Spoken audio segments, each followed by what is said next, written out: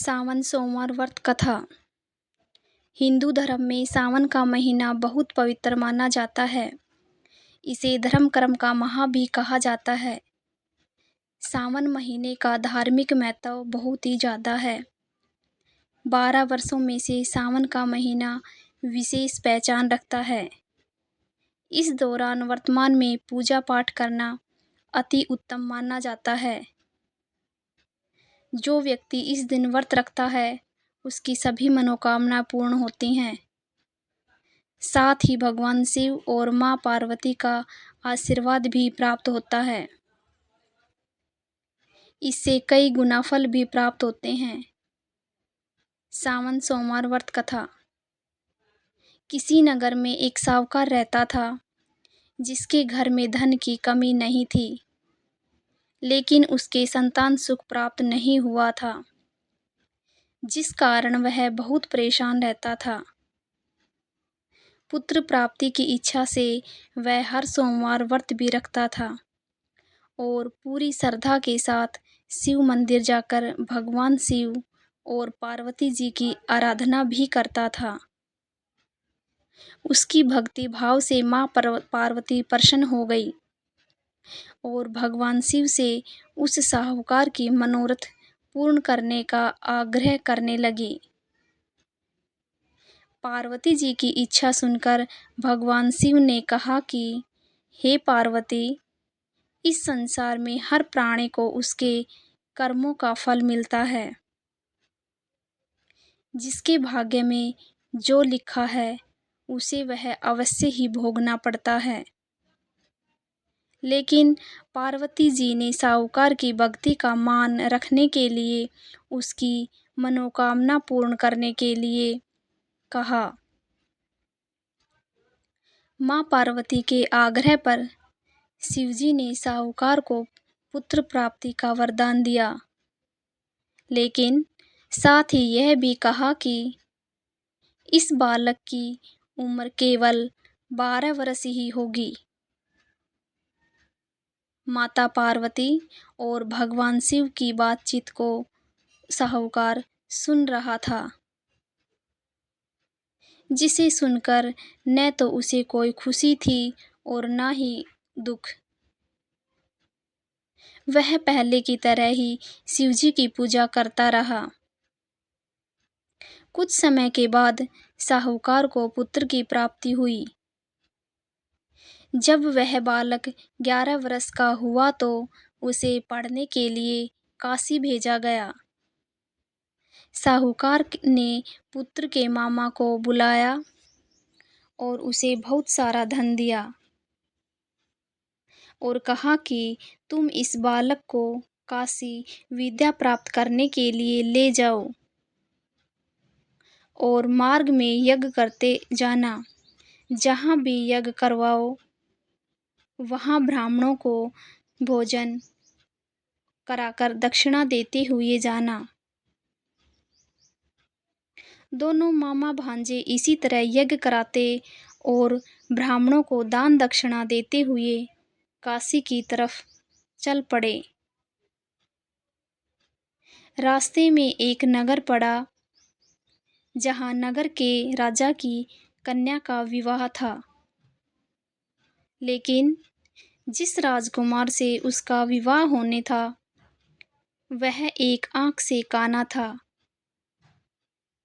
जिसकी जानकारी लड़की और उसके घरवालों को नहीं थी। राजकुमार के पिता ने अपने पुत्र के काना होने की बात को छुपाने के लिए एक चाल सोची। साहूकार के पुत्र को देखकर उसने सोचा कि क्यों न इस लड़के को दुल्हा बनाकर राजकुमारी से विवाह कर दिया जाए। विवाह के बाद इसको धन देकर विदा कर दूंगा और राजकुमारी को अपने नगर ले आऊंगा। उसने लड़के को दूल्हे के वस्त्र पहनाकर राजकुमारी से उसका विवाह करा दिया, लेकिन साहूकार का पुत्र ईमानदार था। उसने मौका पाकर राजकुमारी की चुन्नी पर लिख दिया कि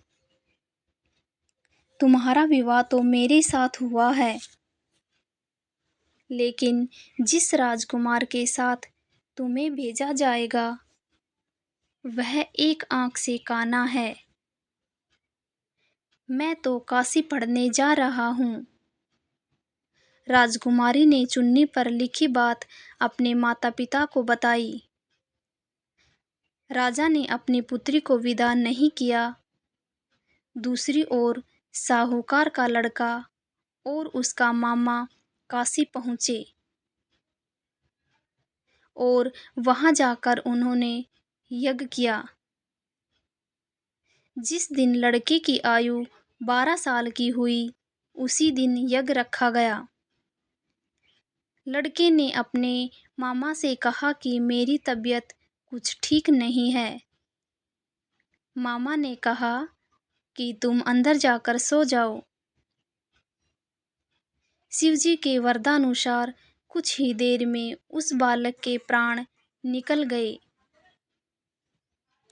मृत भांजे को देखकर उसके मामा ने विलाप शुरू कर दिया। संयोगवश उसी समय शिवजी और माता पार्वती उधर से जा रहे थे। पार्वती ने भगवान से कहा, स्वामी, मुझे इसके रोने के स्वर सहन नहीं हो रहा। आप इस व्यक्ति को कष्ट को अवश्य दूर करें।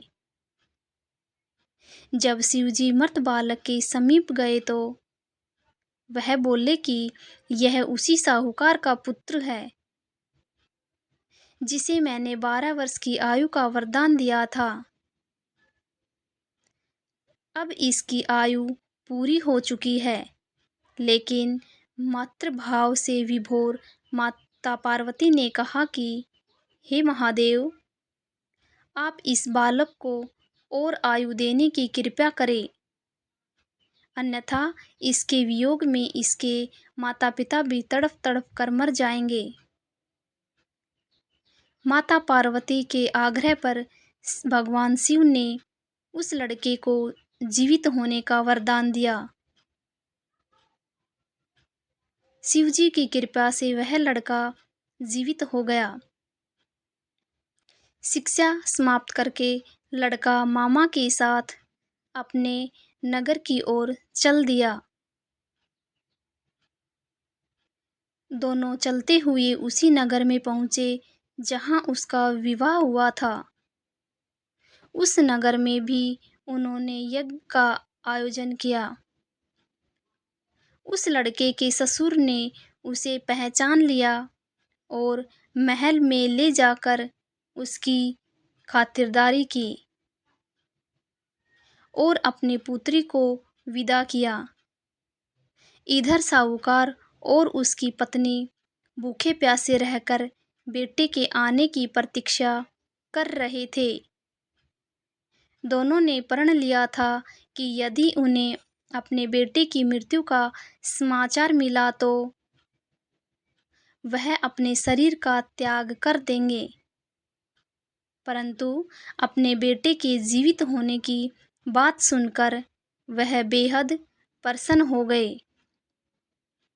उसी रात भगवान शिव ने व्यापारी के सपने में आकर कहा, मैं तेरे सोमवार के व्रत करने और व्रत कथा सुनने से प्रसन्न होकर तेरे पुत्र को लंबी आयु प्रदान कर रहा हूँ। इसी प्रकार जो कोई सोमवार व्रत करता है या कथा सुनता है उसके सभी दुख दूर होते हैं।